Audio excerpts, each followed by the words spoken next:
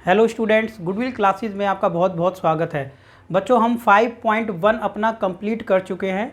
ठीक है, समांतर श्रेणी का 5.1 जो कि शॉर्ट वीडियोस में 2 पार्ट में आपको मिला है। अभी हम आ जाते हैं अपने 5.2 पर। इसके भी 2-3 पार्ट्स आपको मिलेंगे। ठीक है, 30 मिनट्स के मिलेंगे।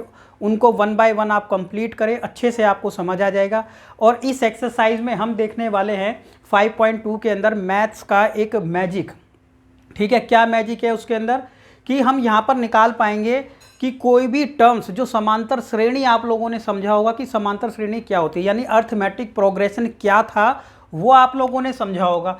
देखिए, अर्थमेटिक प्रोग्रेशन क्या था, जैसे कि ये लिखा है 3, ये लिखा है 7, 4 का डिफरेंस है, फिर 4 का डिफरेंस और कर देते हैं, फिर ऐसे ही 4 का डिफरेंस कर देते हैं। बच्चों, इसको समांतर श्रेणी कहते हैं, यानी एपी शॉर्ट फॉर्म में कह देते हैं, अर्थमेटिक प्रोग्रेशन।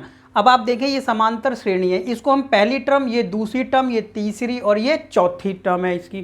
ठीक है, हिंदी में पहला पद, दूसरा पद, तीसरा पद और चौथा पद है। अब ऐसे ही अगर समांतर श्रेणी है, गैप अगर इक्वल है, तब आप ये बता सकते हैं इस एक्सरसाइज के जो फॉर्मूला यहाँ पर हम यूज़ करेंगे, क्या मैजिक है वो, कि 11वें नंबर पे क्या टर्म आ जाएगी। ठीक है, 20 नंबर पे क्या टर्म आ जाएगी, 101 नंबर पे क्या टर्म आ जाएगी, या फिर आप कोई भी टर्म निकालना चाहें कि वहाँ पर क्या आएगा, वो आप यहाँ पर निकाल सकते हैं एक फॉर्मूले की हेल्प से।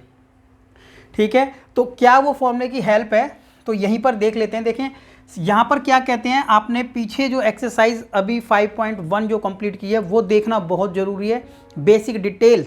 ठीक है, वहाँ पर दी हुई है। अगर डायरेक्ट भी आप यहाँ ध्यान दें तो यहाँ पर भी समझ पाएंगे कि जो पहली वाली टर्म है उसको हम क्या कहते हैं, यहाँ पर प्रथम पद कहते हैं। क्या कहते हैं? प्रथम पद, हिंदी में प्रथम पद। और इंग्लिश में बोलेंगे फर्स्ट टर्म, तो वो भी समझ आएगा। क्या बोलेंगे? प्रथम पद, कि पहला पद यहाँ पर ए है। आप इसको समझ लें एक बार, तो पूरी की पूरी एक्सरसाइज इजी हो जाएगी करने के लिए। ठीक है, पूरी एक्सरसाइज आपको आसानी समझ आएगी। ये एक बेसिक यहाँ पर ये समझ लेते हैं कि ये है समांतर श्रेणी और ये है इसका प्रथम पद, यानी पहला पद, जिसको ए से दिखाते हैं। A1 भी लिख सकते हैं, नो इशू, जो कि 3 है। अब समांतर श्रेणी है तो इसके अंदर डिफरेंस बराबर है, देख रहे हैं आप, 4-4 का डिफरेंस है, तो क्या लिखते हैं उसको? सार्वंतर कहते हैं। क्या कहते हैं?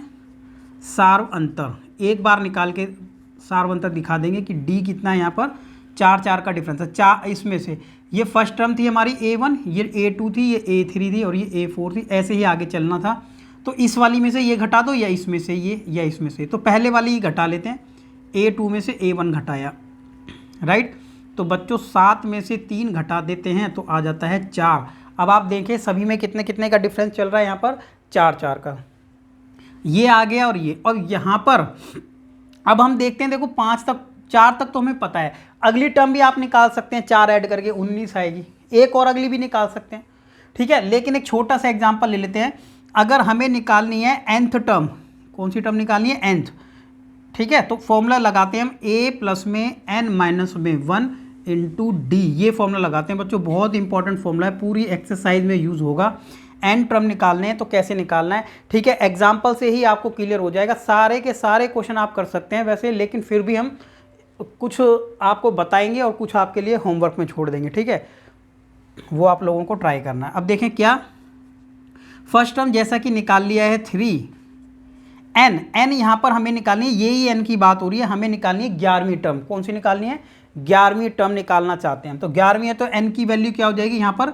11। जो भी निकालना चाहते हैं वही नंबर लिखना पड़ेगा, 11 निकालना चाह रहे हैं। डी की वैल्यू कितनी है बच्चों? आपने देखा 4 है। तो अब हमने क्या करना है स्टूडेंट? कैलकुलेशन कर लेनी है। 11 में से 1 घटा देंगे 10, गुणा कर लेंगे 4। बहुत सिंपल है, 40 पहले इंटू करना पड़ता है, ठीक है, और ऐड कर लेंगे 40 और 3 43। तो इसका मतलब ये हुआ कि 11वें नंबर पे जो टर्म आएगी, ये कौन सी टर्म निकाली है हमने? A11th। क्या निकाली है? A11th term. तो जो 11th टर्म आएगी वो कितनी आ जाएगी? 11। कितनी आ जाएगी? 11। ठीक है, आपने यहाँ पर 4 चीज़ें फॉर्मूले में आप देखें, 4 चीज़ें हैं, एक A है, एक D है, जो आपने वहाँ देखा। N क्या है? N की वैल्यू यहाँ 11 थी। मैं यहाँ साइड में आपको लिख के दे देते हैं, देख ली, साइड में लिख लेते हैं, इधर लिख लेते हैं कि N की वैल्यू यहाँ पर क्या थी? 11, क्योंकि 11वीं टर्म हमें निकालनी थी। तो ये N = 11 था, और हमें जो निकालना था ना, वो 11th टर्म क्या है वो निकालना था। समझ रहे हैं आप, कंफ्यूज ना हो। 11th टर्म क्या है वो निकालना था कि 11 नंबर पे एक्चुअल में आएगा क्या, ठीक है। एन की वैल्यू 11 थी और 11वें नंबर पर क्या आएगा वो हमें निकालना था। तो फॉर्मूले में टोटल मिला के 4 चीज़ें हैं, बहुत आसानी से आप समझ सकते हो। और बच्चों 4 में से कोई भी 3 आपको देगा, हर क्वेश्चन में ऐसा ही होगा, कोई भी 3 आपको देगा, एक नहीं देगा तो वो हम उससे क्या कर लेंगे, अपनी इक्वेशन बना करके ना वहाँ से सॉल्व कर लेंगे। इसको रिपीट करके आप एक बार देखें, नहीं समझ आता है 2 बार देखें, 3 बार देखें, ठीक है। फिर कंटिन्यू आप करें, क्योंकि फिर आपकी एबिलिटी इतनी हो जाएगी कि आप क्वेश्चन कर पाएंगे। अब देखते हैं हम अपना पॉइंट नंबर फर्स्ट इसी का। अब स्टार्ट करते हैं, आप लोगों ने नोट कर लिया होगा ये।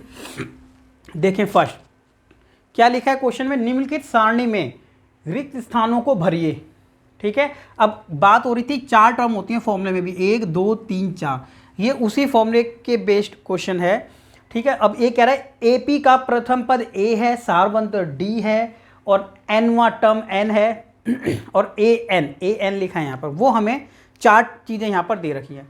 अब बच्चों चारों में से एक कोई भी मिस है तो कैसे निकालेंगे आप लोग, फॉर्मूले से ही निकालेंगे, ठीक है। बच्चों फॉर्मूले में वैल्यू को पुट करो और आंसर निकाल लो, ठीक है।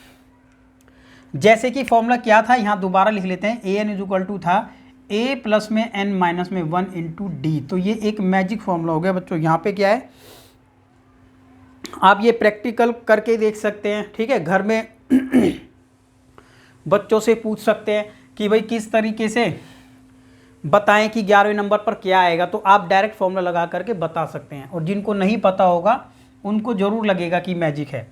तो क्या लिखेंगे, ए की वैल्यू। अब इस क्वेश्चन की बात कर रहे हैं हम फर्स्ट पार्ट की, क्वेश्चन नंबर 1 का पार्ट नंबर 1, क्वेश्चन नंबर 1 का पार्ट नंबर 1।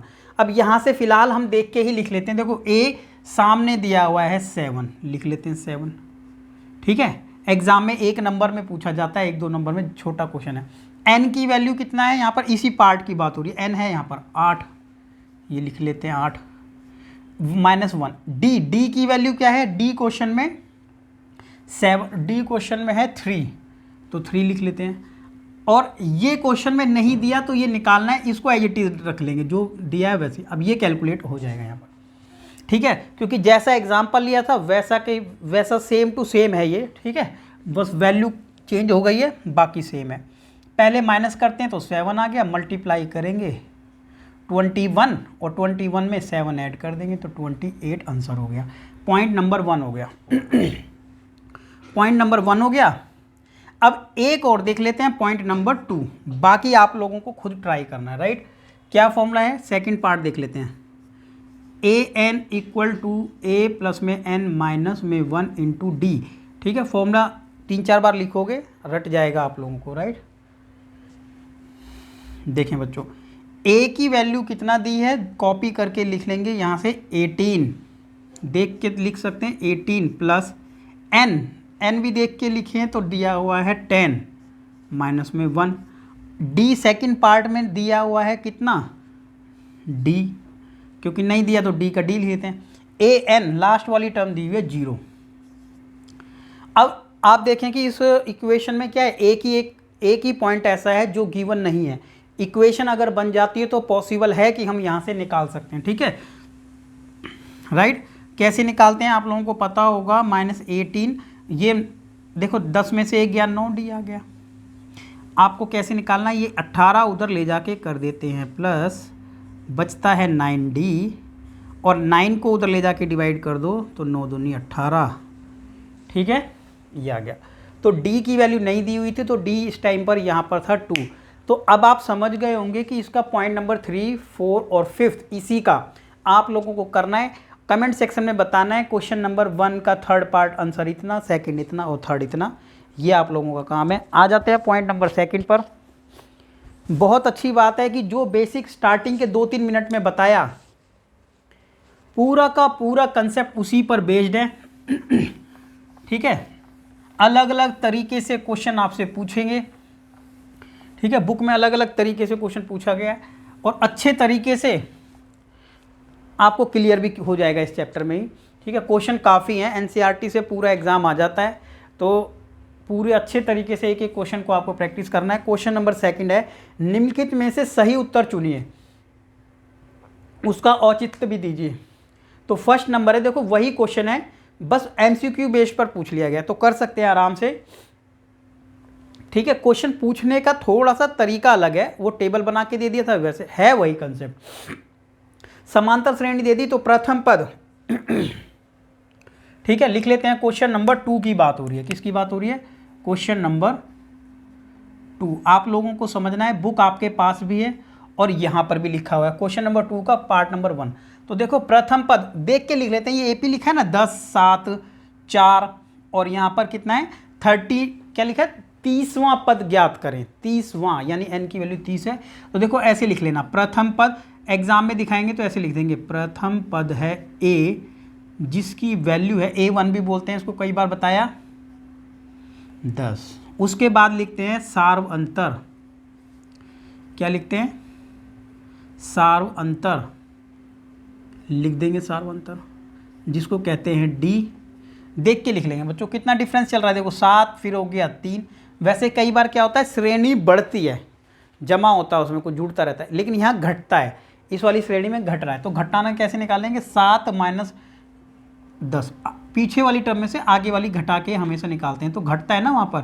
तो बच्चों घटाने पे कितना आ जाएगा, आराम से 7 माइनस 10 लिखें तो कितना आ जाएगा -3, घटता जा रहा है ना। अब आप देखें n की वैल्यू कितनी है, n की वैल्यू है 30, ठीक है, हाँ 30 है। अब an हम लोगों को निकालना है, तो यहाँ पे लिख लेते हैं पद, n मतलब पद, और an का मतलब हिंदी में बोलते हैं अंतिम पद। ठीक है, n की वैल्यू क्या है यहाँ पर कि nवां पद, ठीक है nवां पद, तो और ये है अंतिम पद, ठीक है अंतिम पद कितना है उसको an कहते हैं, अंतिम पद का मान। तो ये हम लोगों को निकालना है, राइट, अंतिम पद का मान कितना है वो निकालना है। तो ये डिटेल लिख लिया। फॉर्मूला क्या है आप लोगों को पता है, a प्लस में n माइनस में 1 इंटू डी, यानी जब हम nवां टर्म निकालते हैं इसके इक्वल आता है। a की वैल्यू देख करके लिखेंगे, n की वैल्यू 30 है -1, d आपने देखा 3 है माइनस का, तो सॉल्व करेंगे तो आंसर आ जाएगा, घटाएंगे आ जाएगा 29, मल्टीप्लाई करेंगे -3 से। बच्चों ये प्लस है ये माइनस है, गुणा करेंगे तो माइनस का आएगा, 9 3 27, 2 आ जाएगा ऊपर, 3 दूनी 6 और 2 7, 6 और 2 8, ठीक है। माइनस करें तो 77 आएगा माइनस का, क्योंकि 10 में से 87 आप देखें तो नहीं घटाया जाता है, तो घटाएंगे तो माइनस का साइन आएगा, या कहें बड़ी संख्या पे जो निशान होता है वही लगाया जाता है, राइट। तो आंसर इसमें से कौन सा हो जाएगा, आंसर हो जाएगा ये, और जिन्होंने गलत घटा दिया हो जाएगा उनके लिए हो जाएगा ये, ठीक है, या जोड़ दिया होगा तो फिर दूसरा आंसर। ऐसे कंफ्यूजिंग आंसर दे रखे होते हैं। पॉइंट नंबर सेकंड है, तो पॉइंट नंबर जब सेकंड है तो अब आप ये देखें सेम उसी तरीके का 11वां पद आप जरूर ही निकाल सकते हैं, तो आप लोगों को खुद करना है ये, ठीक है, 11वां पद निकालना है सेकंड में। तो अब आ जाते हैं नेक्स्ट पॉइंट नंबर 3 पर, ये 3 आ गया ठीक है, 3 वही है, कंसेप्ट वही है, ठीक है, बेसिक कंसेप्ट तो वही है, बेसिक चीज़ें जो आपने अभी तक सीखी हैं वो भी सब वही हैं। निम्नलिखित समांतर श्रेणी में रिक्त स्थान को भरिए। अब देखिए रिक्त स्थान क्या है, आप लोगों को बीच में से क्या है एक टर्म कोई मिस कर दिया है, और ये बनना चाहिए क्या है निम्नलिखित समांतर श्रेणी। जब ये समांतर श्रेणी है तो गैप तो इक्वल होगा, ये बात सही है। अब आप एक बात बताइए, जब गैप इक्वल होगा और हम अगर इसको कुछ भी लिख लें 8 लिख लेते हैं तो क्या ये मैच होगा, यहाँ पे हो जाएगा 6 और यहाँ तो ज़्यादा है नहीं, फिर क्या करेंगे 10 लिख लेंगे, यहाँ हो जाएगा 8 अभी भी नहीं, अगर यहाँ लिख लेंगे 14 तो फिर यहाँ कितने का गैप हो जाएगा 12 का, और फिर यहाँ पे 12 का, हाँ हो गया, ठीक है। तो ऐसे चेक, अब ऐसे तो चेक नहीं करना है, चलो यहाँ निकल गया ये, लेकिन आपको प्रॉपर तरीके से सॉल्यूशन भी इसका देना है कि कैसे कैलकुलेशन होगी। एमसीक्यू का क्वेश्चन होता है ना कि 4 ऑप्शन है कौन सा है और आपको टिक करना है, उसमें नंबर मिल जाते तो आप डायरेक्ट टिक कर सकते थे कि 14 आंसर पॉसिबल है यहाँ पर ठीक है। तो अब हम क्या करें कि किस तरीके से इसको सॉल्व करेंगे वो हम लोगों को देखना है, राइट, कि हमें निकालना है सेकंड, सेकंड टर्म क्या होगी। तो देखें किस तरीके से निकाल सकते हैं ये। तो सबसे पहले आप क्वेश्चन नंबर 3 जो है, क्वेश्चन नंबर 3, इसी का पॉइंट नंबर देख लेते हैं फर्स्ट। तो देखें सबसे पहले हम लिख सकते हैं यहाँ कि प्रथम पद कितना दिया है हम लोगों को, प्रथम पद यानी a की वैल्यू कितना दी है 2। और बच्चों 1 2 3 ये कौन सा पद दिया है हम लोगों को, तीसरा, कितना दिया हुआ है, तीसरा पद भी दिया हुआ है। तो जो चीज़ें दी हुई है ना वो लिख लेते हैं हम। तो a3 की वैल्यू भी दी हुई है हम लोगों को, जो कि कितनी है 26, राइट। a3 भी दिया हुआ है 26। अब जब हमें a3 दिया हुआ है और a की वैल्यू भी दी हुई है, अब आप समझें कि a3 की वैल्यू दी है, a दी है, तो यहाँ से कुछ ऐसा हो सकता है कि हम d की वैल्यू निकाल पाएँ। और बच्चों सबसे मेन इसमें पता है क्या है, d है, क्योंकि अगर डिफरेंस श्रेणी में कितना है वो पता लग जाए तो श्रेणी बनाना आसान है, चाहे कोई भी हो। ये सब में जरूरी क्या है, d। अगर आपको यहाँ पता चल जाए कि यहाँ 2 2 का डिफरेंस है, ठीक है, 2 2 बढ़ रहा है, तो 5 के बाद 7 के बाद ऐसे इस तरीके से बढ़ाया जा सकता है, सिर्फ डिफरेंस, क्योंकि यहाँ पर, और अगर यहाँ 6 आपको पता है 2 2 बढ़ रहा था तो पीछे ऐसे माइनस करते चले जाएंगे, घटता है, राइट। तो डिफरेंस सबसे ज़्यादा जरूरी है। अब आप देखें और समझें कि इस वाले क्वेश्चन में जब हम an का तो फॉर्मूला लगेगा, ये भी बात बहुत पक्की है, ठीक है, आप पहचान जाते हैं। अगर कि अभी तो क्या है, हम ये 5.2 करें, कई बार जब एग्ज़ाम में मिक्स आता है क्वेश्चन तो ये पहचानना कि क्या है, ये बहुत बड़ी बात है, तो कि कौन सा फॉर्मूला लगेगा, ठीक है। अब देखें an और ये आ गया है। अब आप देखें कि a की वैल्यू हम लोगों को पता थी 2 है, और हम लोगों को ये भी पता चल गया कि ये a3 है, कितना, ये a3 हम लोगों को दिया है, a3 क्या दिया है, तो हम n की वैल्यू तो 3 लिख सकते हैं ना भाई, क्योंकि ये 3 है, और d नहीं पता, ये d है, ये निकल जाएगा। अब a3 की वैल्यू 26 है, कितनी है a3 की वैल्यू 26, तो लिख देंगे a3 तो 26 दिया हुआ है। 2 प्लस में अब ये घटा देंगे तो बचेगा बच्चों 2d, और जैसे ही उधर ले जाके माइनस करेंगे तो बचेगा यहाँ पर 24, कितना बचेगा बच्चों 24, और तो d की वैल्यू कितना आ जाएगी बच्चों यहाँ पर 2d, 2 उधर ले जाके काट दो तो आंसर हो जाएगा 12, कितना आ जाएगा 12, तो आंसर आ गया हम लोगों का 12। तो d की वैल्यू थी यहाँ पर 12। तो अब जब d की वैल्यू आ ही चुकी है तो ये फर्स्ट टर्म थी a1, ये a2, तो अब आप बताएं ना, अगर a2 आपको निकालना हो, a2 तो कैसे निकालेंगे, a प्लस में 2 माइनस में 1 इंटू d, ऐसे निकाल लिया करो। फॉर्मूला तो यही था ना, क्या फॉर्मूला था, a प्लस में n माइनस, तो n तो यहाँ 2 है, 2 माइनस 1 इंटू डी, ठीक है। आपने ये बात ध्यान दी होगी, जब कोई टर्म हमें निकालनी पड़ती है, जैसे थर्ड टर्म निकालनी है, तो यहाँ पे a प्लस में 2d आएगा, ठीक है, बात समझ रहे हैं या नहीं, ठीक है। फर्स्ट टर्म देखिए हमेशा क्या होती है, याद थोड़ा सा ये भी ध्यान रखें, क्या होता है कि कई बार बहुत ज़्यादा डिटेल में जाते हैं तो टाइम वेस्ट हो जाता है। तो देखो फर्स्ट टर्म हमेशा a होती है, सेकंड टर्म होती है a प्लस में d, थर्ड टर्म होती है a प्लस में 2d, ये थर्ड टर्म है, ठीक है। अगर हम यहाँ कहें तो देखो ये बात को समझना कि ये 1d है, क्या है, पहले a फिर d जुड़ता है, फिर 2d, फिर 3d, ऐसे बच्चों जुड़ता रहता है। अब आप बात समझ रहे होंगे मैं क्या कहना मैं चाह रहा हूँ यहाँ पर, कि ये है फर्स्ट टर्म, ये है सेकंड टर्म, ये है थर्ड, और जब ये है फोर्थ टर्म में 3 बार d, थर्ड टर्म में 2 बार d, ये समझने वाली बात है। अब यहाँ पर जब ये सेकंड टर्म है ना, तो आप देखिए ना सेकंड टर्म को a प्लस 1d लिख सकते थे, क्या लिख सकते थे, a प्लस 1d। a की वैल्यू क्वेश्चन में पता थी 2 है, d की वैल्यू क्या थी, अभी निकाली 12, और जैसे ही ऐड कर दिया तो आंसर आया 14। जैसा कि हम बात कर रहे थे पहले भी कि ये आंसर कितना आ जाना चाहिए था, 14 आना चाहिए था। तो ये आंसर आ गया, आपने देखा समझा, ठीक है। एक बार समझें, वीडियो को पॉज करके समझें। अब आ जाते हैं हम अपने पॉइंट नंबर सेकंड पर, ठीक है। पॉइंट नंबर सेकंड क्या लिखा है, पॉइंट नंबर सेकंड कि पहला पद नहीं पता इसमें, और ये नहीं पता, और डी नहीं पता, तो ठीक है, पहला नहीं पता, और पहला, दूसरा और तीसरा और चौथा, 4 पद है ना, तो ये नहीं पता है, तो ये अब फिर हम लोगों को कैलकुलेट करना है।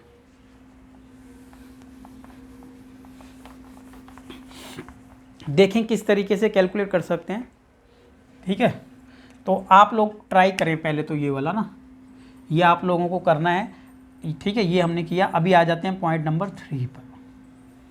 ठीक है बच्चों, 3 में देखिए, 3 में क्या है, 4 टर्म है वैसे अगर देखें तो 1 2 3 4, जिसमें से पहली टर्म यानी प्रथम पद कितना दिया हुआ है, ए दिया हुआ है।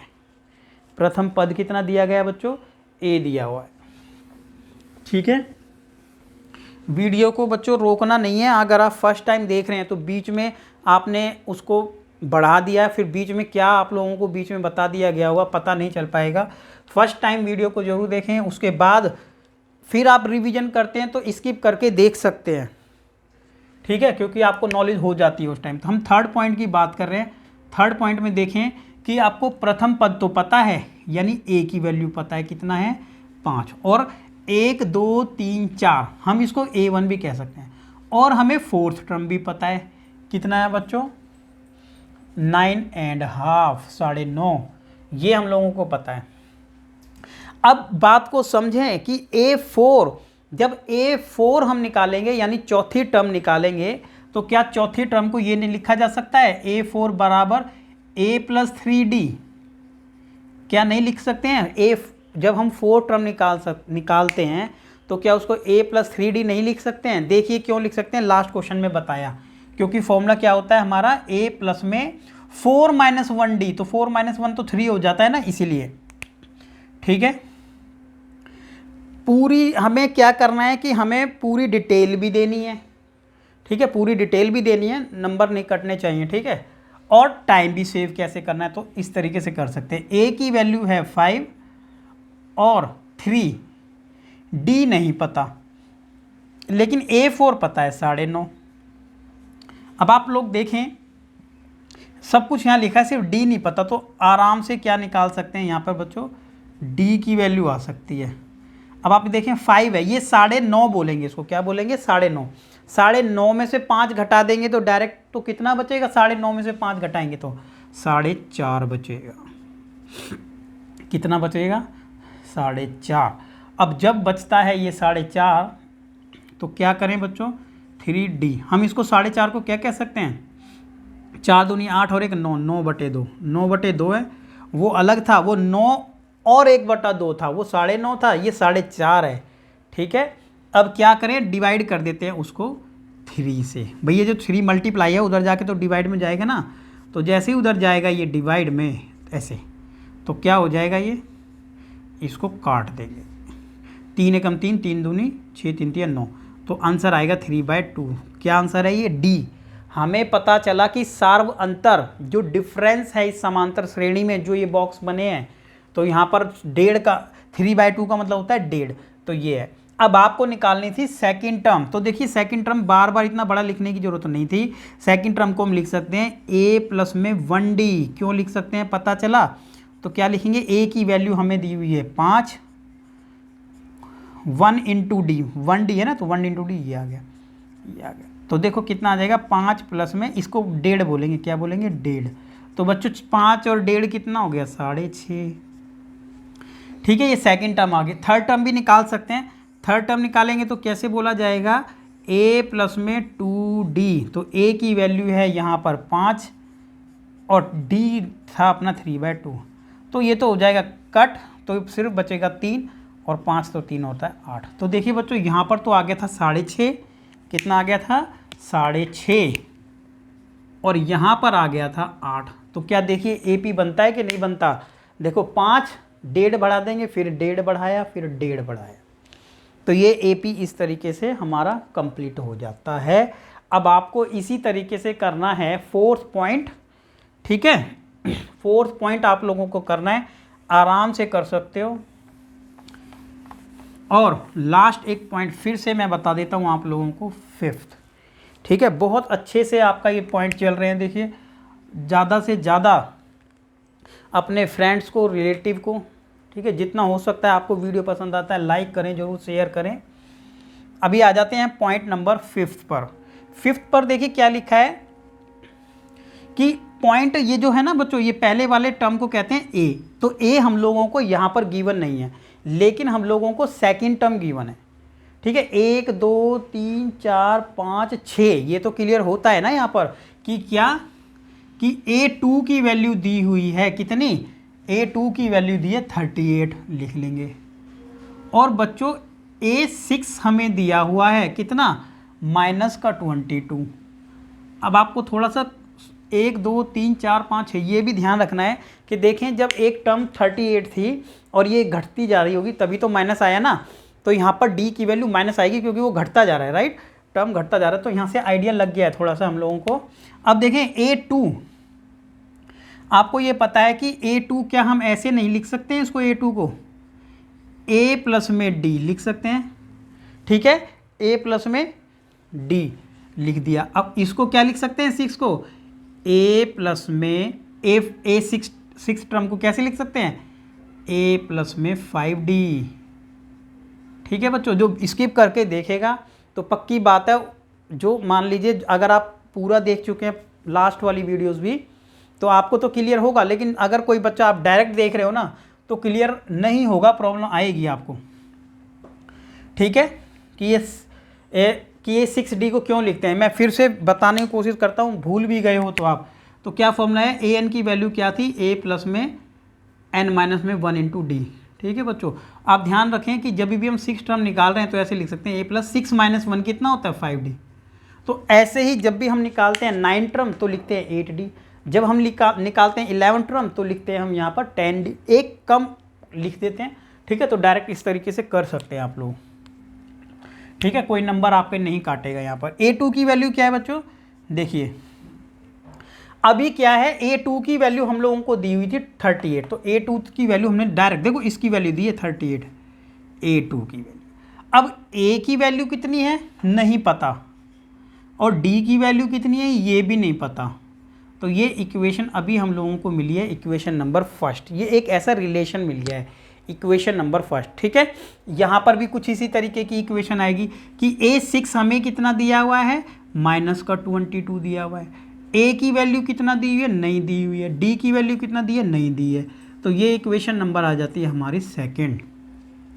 अब आप लोगों ने जो चैप्टर अपना किया है पहले, ठीक है, फर्स्ट टर्म का है वो वैसे चैप्टर, ठीक है, 2 चर वाले रैखिक समीकरण किया होगा जिसमें x और y की वैल्यू निकालते, ऐसे ही ये x और ये y की जगह है, ये x और y की जगह है, 2 वेरिएबल यहाँ पर भी दिए हैं a और d दिया है, दोनों को उसी मेथड से सॉल्व करें, ठीक है। वहाँ पर कौन कौन से मेथड थे, ग्राफ वाला भी मेथड था, ठीक है, उससे भी था, और आपने क्या किया होगा वो एलिमिनेशन मेथड भी था, ठीक है, प्रतिस्थापन विधि, और या फिर एक सिंपल जो मेथड था, ठीक है, दोनों इक्वेशन को इक्वल करते थे और काट देते थे। तो यहाँ पर देखें लिख देता हूँ मैं, समीकरण 1 व 2 से, क्या लिख दिया, समीकरण 1 और 2 से, समझ आ रहा होगा आपको, ठीक है, समझ आ रहा है तो बच्चों जो भी वीडियोस देख रहे हैं एक बार लाइक ज़रूर कर देना है और बता देना है कि यस आपको समझ आ रहा है, ठीक है। ये लिख दिया है, ये देखें ये लिख दिया, ये दोनों इक्वेशन है फर्स्ट और सेकंड, अभी लिखिए। अब आपको याद आना चाहिए कि साइन कर देते थे हम लोग चेंज, ये इक्वल है ना, अगर इक्वल नहीं होता तो मल्टीप्लाई करते थे, लेकिन वो पहले ही इक्वल है ए वाला पार्ट, तो हम इसी को कट कर देंगे और डायरेक्ट यहाँ से मिल जाता है फिर हम लोगों को डी, देखिए ये कट तो गया, तो डी में से जैसे ये 5D लेस कर देंगे तो ये आ जाएगा माइनस का 4D, क्योंकि ये माइनस है और ये वाला प्लस था तो -4D। अब ये दोनों प्लस हो जाएंगे, ठीक है, 0 और ये हो जाएगा 6, तो काट दें तो बच्चों उसको D की वैल्यू सब बता सकते हैं कितना आता होगा, -15, ये तो सभी को पता होगा कि -15 आ गया, ठीक है, 15 चौके 60, तो D की वैल्यू तो आ गई है 15, अब D आ गई है तो A भी पता चल जाएगा, कैसे, ऊपर वैल्यू पुट कर लो, फर्स्ट इक्वेशन है, पुट इन फर्स्ट, यानी समीकरण हिंदी में लिख देंगे, समीकरण 1 में रखने पर, समीकरण 1 में रखने पर ऐसे लिख देते हैं, ठीक है। जैसे ही D की वैल्यू को समीकरण 1 में रखेंगे तो D की वैल्यू को समीकरण 1 में रखो तो कितना आ गया, यहाँ पे लिखा था 38, और देखें D की वैल्यू है माइनस, तो -15, D की जगह रख दिया माइनस, और ये उधर जाके क्या हो जाएगा, प्लस हो जाएगा, और प्लस होगा तो 43 एंड 53 बच्चों ऐड होगा तो कितना आ जाएगा, ये उधर जाके जुड़ेगा तो 53 आ जाएगा। तो अब हम लोगों को ये पता चल चुका है कि ये वाली जो वैल्यू थी वो थी 53, इसमें से घटाया था हम लोगों ने 15 घटाते ही आ गया था ये, फिर इसमें से हमने अगर घटाया 15 तो आ जाएगा कितना 3 और उधर आ जाएगा 2, फिर इसमें से घटाएंगे अगर 15 तो 15 घटाया तो आ जाएगा कितना यहाँ पर 8। फिर इसमें से 15 घटा देंगे तो 7, 15 घटा देंगे तो कितना आ जाएगा 8 और ये जाएगा -7। फिर 15 घटा देंगे तो इस तरीके से हम लोग यहाँ पर इसको फिल कर सकते हैं। ठीक है, तो आप लोग सभी समझ गए होंगे कि किस तरीके से, ठीक है, सिर्फ हम लोगों को क्या निकालना है, ए और डी की वैल्यू पता चलते ये हम लोगों को फिल करना है। तो फिल किस तरीके से करना है आप लोग आराम से देख सकते हैं, सिर्फ घटाना था। ठीक है, आ जाते हैं पॉइंट नंबर अपना 4th पर, क्वेश्चन नंबर 4th पर। ठीक है, क्वेश्चन नंबर 4 देखिए, इजी क्वेश्चन है। अभी तक हम लोगों ने मेथड ही नहीं चेंज किया है, जो आप पहले सीख के आए हैं वो, और जो आपको शुरू के स्टार्टिंग में मतलब 1-2 मिनट में जो बताया था, एक फॉर्मूला, जो ऐसा फॉर्मूला है कि आप कौन सी टर्म है, ये तो अभी छोटा छोटा निकाल रहे हैं। ठीक है, कहीं बीच में भी टर्म है 800 नंबर पे आती है, 900 नंबर पे आती है, वो टर्म क्या है, तो हम उसको हाथ से कैलकुलेट करके नहीं बता पाएंगे, बहुत टाइम लग जाएगा, मिस्टेक हो जाएगी वहाँ पर, राइट। तो डायरेक्ट एक फॉर्मूला जो है, ठीक है, कौन सा फॉर्मूला है वो, पद निकालने के लिए। ठीक है, जब हम कोई पद ज्ञात करते हैं तो वो फॉर्मूला, तो हम उसको निकाल सकते हैं, राइट। अभी आ जाते हैं क्वेश्चन नंबर अपने पॉइंट नंबर 4 पर। एक एपी मतलब समांतर श्रेणी 3, 8, 13, 18 का कौन सा पद 78 है। तो भाई कौन सा पद 78 है आप लोग खुद बता सकते हो उसको। ठीक है, खुद बता सकते हो 78 है, क्योंकि ये वो क्वेश्चन नहीं है कि हमने नहीं किया है, ये तो कर लिया ना भाई। ए की वैल्यू कितनी है 3 है, और ए पी तो है, ये तो डिफरेंस इक्वल होगा। डिफरेंस कितने का है बच्चों, 5 5 का, तो डी आ गया इसमें 5। ठीक है, अब आप लोगों को निकालना है कौन सा पद 78 है। तो 78 कौन से नंबर पे आएगा, तो जो 78 है ना, ये ए एन की वैल्यू है, हमें नहीं पता कि एन क्या है यहाँ पर, आप लोगों को खुद निकालना है। Question number 4। अब आ जाते हैं क्वेश्चन नंबर 5 पर। ठीक है, क्वेश्चन नंबर 5 देखते हैं। क्वेश्चन नंबर 5 में क्या लिखा है, निम्नलिखित समांतर श्रेणियों में से प्रत्येक श्रेणी में कितने पद हैं। वही क्वेश्चन है बच्चों, जो क्वेश्चन यहाँ पूछा हुआ है वही क्वेश्चन यहाँ पर 2 पार्ट में पूछ लिया गया है। ठीक है, अब सारे पॉइंट तो हम नहीं छोड़ सकते हैं, तो इसका एक क्वेश्चन मैं बता देता हूँ, एक आप लोगों को खुद करना है, राइट। तो जैसे अगर आपको ये बता दिए तो अगर वहाँ कोई डाउट था वो भी क्लियर हो जाएगा। क्वेश्चन नंबर 5 की बात हो रही थी, तो पॉइंट नंबर 1 हम लोग देख लेते हैं। तो देखो ए की वैल्यू कितनी है, 7 है, देख के लिख लिया, वहाँ पर दिया था ना, ए की वैल्यू 7 है। डी कितना है, डी निकालते हैं, इस वाली टर्म में से ये घटा दो, 13 में से 7 घटा दो, आ जाएगा कितना 6। ठीक है, 13 में से 7 घटाया कितना आ जाएगा बच्चों 6। अब एक लास्ट टर्म, 1 2 3 4, बीच में बहुत सारी टर्म है, पता नहीं कौन से नंबर पे आता है, लेकिन हम इसको लास्ट टर्म को ए एन लिख सकते हैं कि ए एन कितना है 205। कितना है बच्चों, ए एन 205, ये भी दिया हुआ था। अब हम लोगों को ज़्यादातर आपने फॉर्मूले में ही देखा 4 चीज़ें होती हैं, 4 होती हैं, तो जो नहीं दी वही निकालनी है ना भाई। एन नहीं दिया तो वही निकालना होगा, और बाकी इसने कहा भी था कि ये जो समांतर श्रेणी है इसमें कितने पद हैं, तो वही तो नहीं पता कितने पद हैं, एन।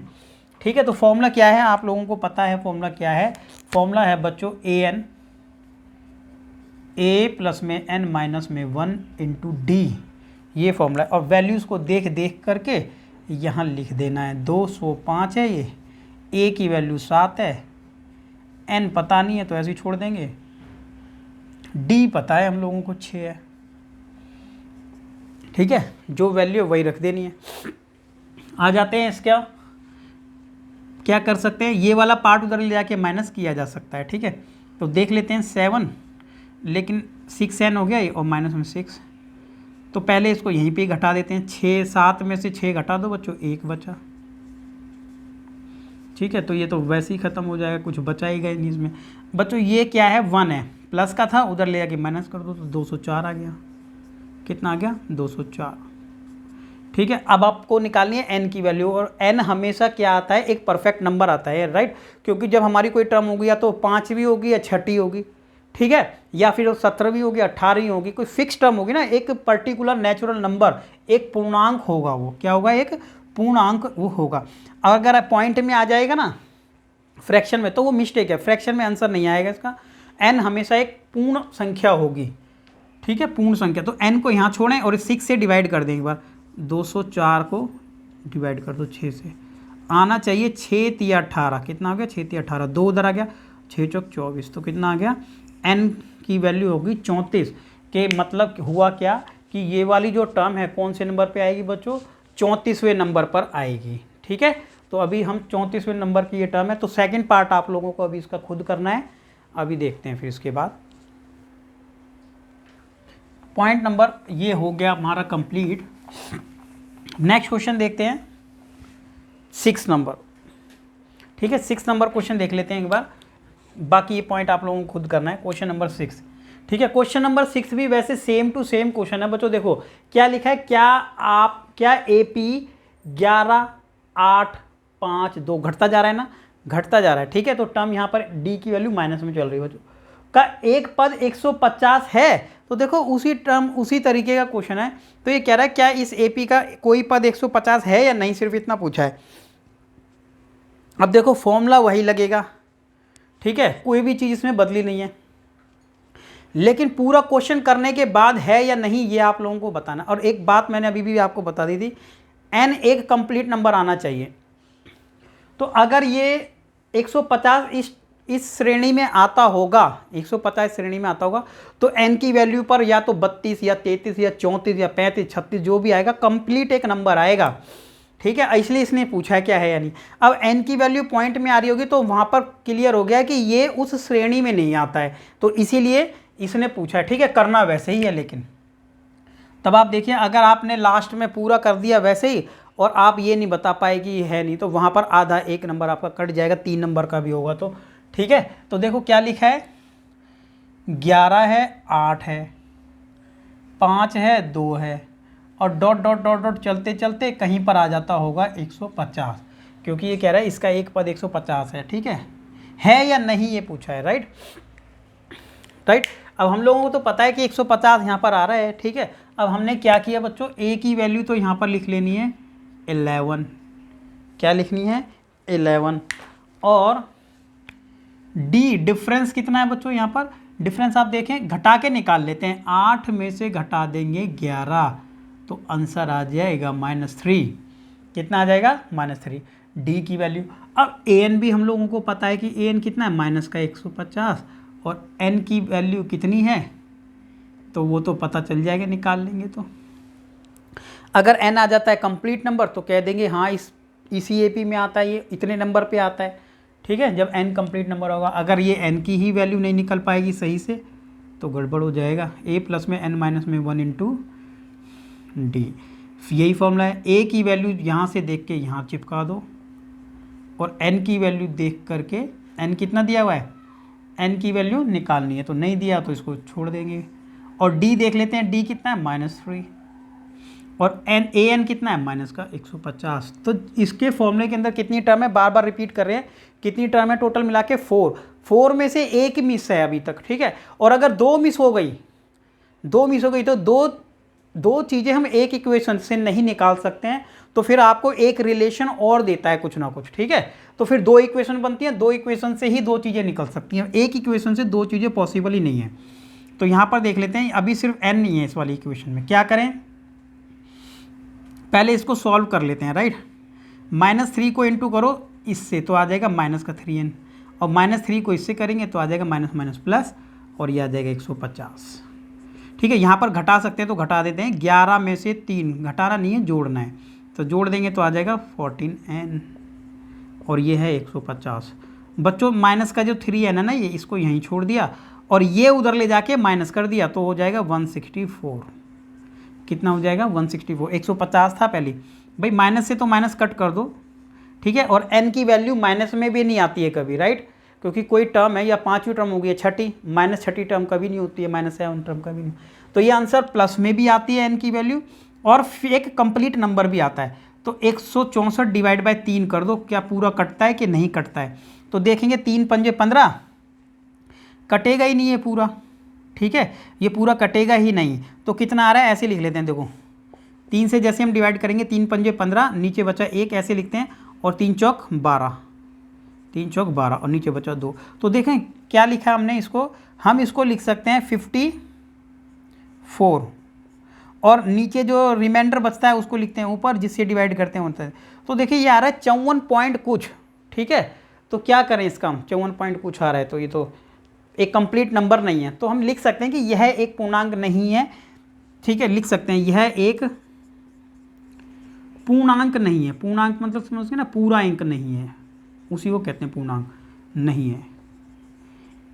अब आप अपनी कहानी लिख सकते हैं क्या, इसीलिए क्या लिख सकते हैं, इसीलिए 150 माइनस का, ठीक है, इस AP का पद नहीं है, इस AP का पद नहीं है, लिख दिया हम लोगों ने। ठीक है बच्चों, आप लोग समझ गए होंगे। वीडियो को पूरा देखना है, स्किप नहीं करना है। कोई पॉइंट नहीं समझ में आ रहा है तो दोबारा देख लेना, क्योंकि आपको ये भी पता है कि जो चीज़ें बेसिक होती हैं वो थोड़ा स्लो समझाई जाती हैं। अब आगे जब हम इस कंसेप्ट को कंप्लीट कर ही चुके हैं, तो फिर जो आगे जो क्वेश्चन आ रहे हैं ना, ये इनसे थोड़े से क्या हो जाएंगे, लेवल हाई हो जाएगा। और लेवल हाई हो जाएगा तो ये छोटी छोटी चीज़ें बार बार नहीं बताई जाएंगी कि ये फर्स्ट टर्म है, ये D कैसे निकालना है या ये कैसे निकालना, वो पहले हो चुका है। तो अब नेक्स्ट वीडियो में हम देखेंगे इसके बाकी के क्वेश्चन। ठीक है, ज़्यादा से ज़्यादा चैनल को शेयर कीजिए, लाइक कीजिए, सब्सक्राइब कीजिए। Thank you.